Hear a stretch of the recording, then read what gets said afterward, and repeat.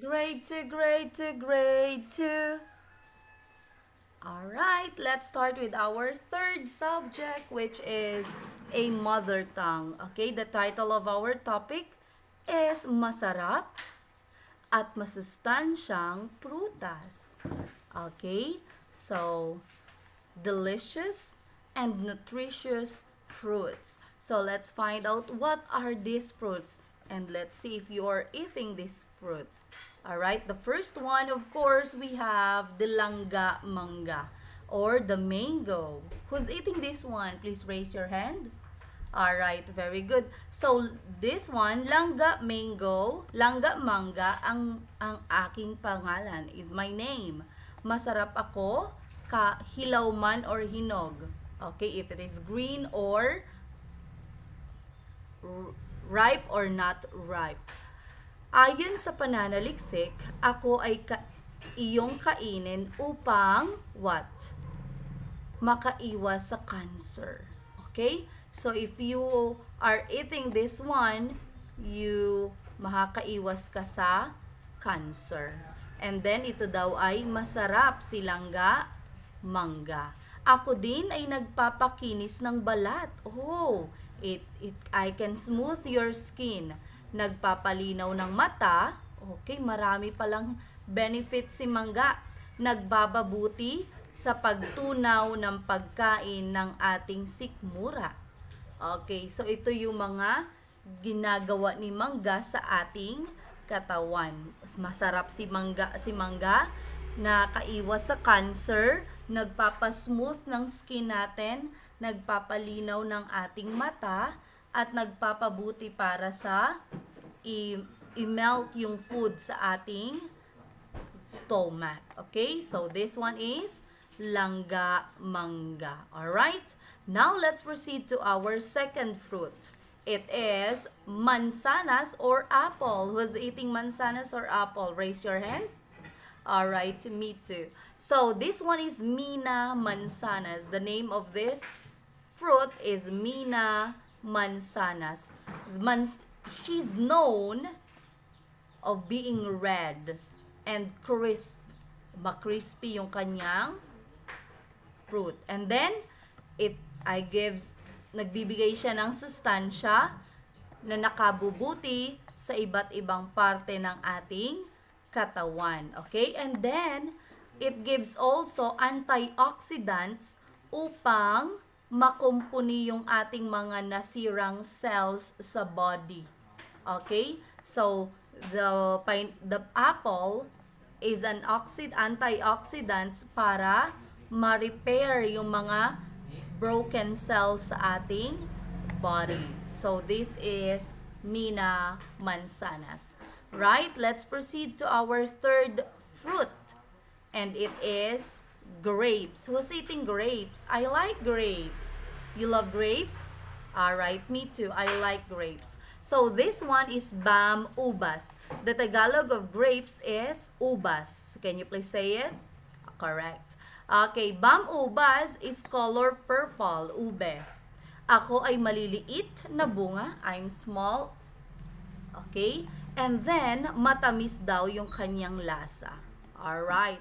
But, sometimes, medyo may asim. Okay? So, it's the combination of sweet and a sour taste. Mainam akong kainin ng mga tao, lalo na kung may hika, sakit sa buto, at sakit sa puso. So, the grapes are good to those people who are having a hard time to breathe, yung may hika, yung may sakit sa bones, and of course, yung may sakit sa heart. So, it's better to eat this one, okay? That's the benefit of grapes or ubas in Tagalog. Right, now let's proceed to our next fruit, and that is dalandan. Okay, orange. Who's eating orange? Can you please raise your hand? Alright, me too. I like orange. So, the orange or dalandan, okay, the Tagalog of orange is dalandan. Of course, it's kulay kahel. Kahel, Tagalog of orange. My taste is so tamis asim. Okay, sweet and sour also. I give up the not the grapes. The lalandan is giving us vitamin C. Alright? And kapag may ubot sipon, so mainam siyang kainin, not inom. Mainam siyang kainin yung dalandan. And nagpapalakas siya ng resistensya upang may panlaban sa sakit na maaaring makuha sa iba. Okay? So kapag nararamdaman, I think magkakasakit ako. So better to eat this one. Great, dandalandan para kayo ay makaiwas sa sakit. Alright? Lalo ngayon, uso ang ubot sipon. Na pag nagkaubo ka na nagsipon, may kasama na agad na fever. Okay? So, laging mag-eat ng mga fruits and of course, drink a lot of water. Alright? Don't forget your water, guys. Water is a healthy drink. Okay? Next, let's proceed. Okay, let's have the banana or saging. Okay, this one is jing saging. The Tagalog of banana is saging. Okay, this one is jing saging. I am one of the fruits na dapat mong kainin. So, do you like eating banana? Who likes banana? Alright, so let's find out the benefits of banana. It's full of potassium na mabuti sa iyong body. Alam mo bang lalo kang nahihinog ay lalong tumamis? Kainin mo ako ha, sabi ni banana. Okay, kapag siya ay lalong nahihinog, lalo siyang tumatamis at sumasarap. So, sabi ni banana, you eat me ha, don't forget to eat me also. Okay, so this one is banana. Meron siyang potassium.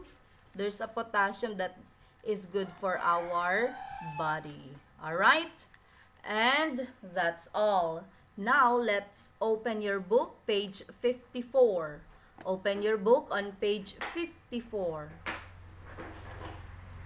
Okay, so what are the fruits na nagbahagi ng information? Ano yung mga fruits na diniscuss ni teacher? Write your answer. And if you're done with number 1, let's proceed to number 2. Ano yung pinakagusto mong prutas? Sa mga binasa ni teacher, mga shinow ni teacher, what do you like the most? Okay, please write it in number 2. And in number 3, please answer this. Why do you need to eat fruits? Why? Why is it important to eat fruits? Please answer it here. Okay, pause the video if you are not yet done. But those who are done, let's proceed to the down part of your book. As you can see, there's fruits there. And it says we are going to name it. So, si Teacher Bell, sasabihin niya yung name ng bawat fruit. And then, you are going to answer. Ira-write nyo sa line. Diyan sa book nyo, merong line. Okay? So, yung nasa book nyo is not colored. But this one is colored. Okay? So, etong una nating fruit, this one is atis. Can you please write atis? The Tagalog word of this one is atis. Please write it. Atis. Tingnan natin kung tama yung answer nyo ha. Atis. Okay. Done sa number 1. Proceed tayo dito. Alam nyo ba to? Ano to? Can you please say? Alright. This one is in English, avocado. But in Tagalog, abocado. Remember, sa Tagalog, we are not using letter C. It's letter K. So, when you write the ka, letter K ha, abocado. Okay? Next, this one, balimbing. Balimbing. Balimbing. Done with the balimbing? Alright, let's go to pack 1. Pack 1. Pack 1. Okay, page 55. This one is durian. Durian. I like this. It's so yummy. Durian. Also this one, pinya. Pinya. It's all my favorite. Pinya. Next, this one, rambutan. I like this also. Rambutan. Rambutan. And the last one is buko. Buko. Okay? You can pause the video if you are not yet done. But those who are done for your assignment, study for our quiz tomorrow and take a picture of pages 54 and 55. Then send it in our class dojo. That's all, everyone, and see you tomorrow. Tomorrow, I love you. Tomorrow. Bye, guys.